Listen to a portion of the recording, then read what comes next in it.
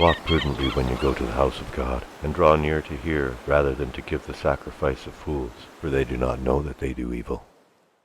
Do not be rash with your mouth, and let not your heart utter anything hastily before God. For God is in heaven and you on earth. Therefore let your words be few, for a dream comes with much activity, and a fool's voice is known by his many words.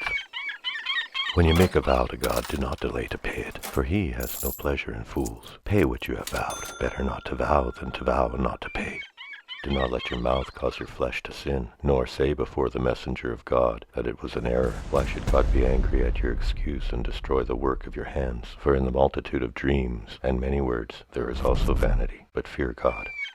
If you see the oppression of the poor and the violent perversion of justice and righteousness in a province, do not marvel at the matter. For high official watches over high official, and higher officials over them. Moreover, the profit of the land is for all, even the king is served from the field.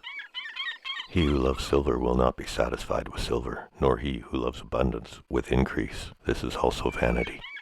When goods increase, they increase who eat them. So what profit have the owners, except to see them with their eyes? The sleep of the laboring man is sweet, whether he eats little or much, but the abundance of the rich will not permit him to sleep. There is a severe evil which I have seen under the sun. Riches kept for their owners to his hurt. Those riches perish through misfortune. When he begets a son, there is nothing in his hand. As he came from his mother's womb, naked shall he return, to go as he came, and he shall take nothing from his labor, which he may carry away in his hand. And this also is a severe evil. Just exactly as he came, so shall he go. And what profit has he who has labored for the wind? All his days he also eats in darkness, and he has much sorrow, and sickness, and anger.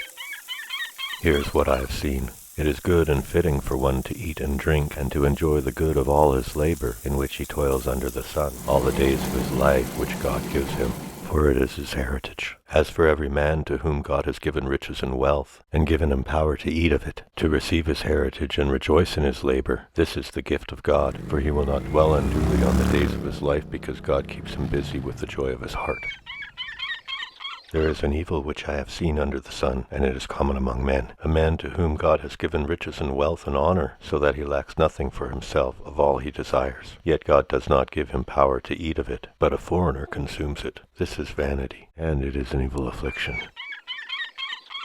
If a man begets 100 children and lives many years, so that the days of his years are many, but his soul is not satisfied with goodness, or indeed he has no burial, I say that a stillborn child is better than he, for it comes in vanity and departs in darkness, and its name is covered with darkness. Though it has not seen the sun or known anything, this has more rest than that man, even if he lives 1,000 years twice, but has not seen goodness. Do not all go to one place? All the labor of man is for his mouth, and yet the soul is not satisfied. For what more has the wise man than the fool? What does the poor man have, who knows how to walk before the living? Better is the sight of the eyes than the wandering of desire. This is also vanity, and grasping for the wind. Whatever one is, he has been named already, for it is known that he is man, and he cannot contend with him who is mightier than he. Since there are many things that increase vanity, how is man the better? For who knows what is good for man in life? All the days of his vain life, which he passes like a shadow. Who can tell a man what will happen after him under the sun? A good name is better than precious ointment, and the day of death than the day of one's birth. Better to go to the house of mourning than to go to the house of feasting, for that is the end of all men, and the living will take it to heart. Sorrow is better than laughter, for by a sad countenance the heart is made better. The heart of the wise is in the house of mourning, but the heart of fools is in the house of mirth.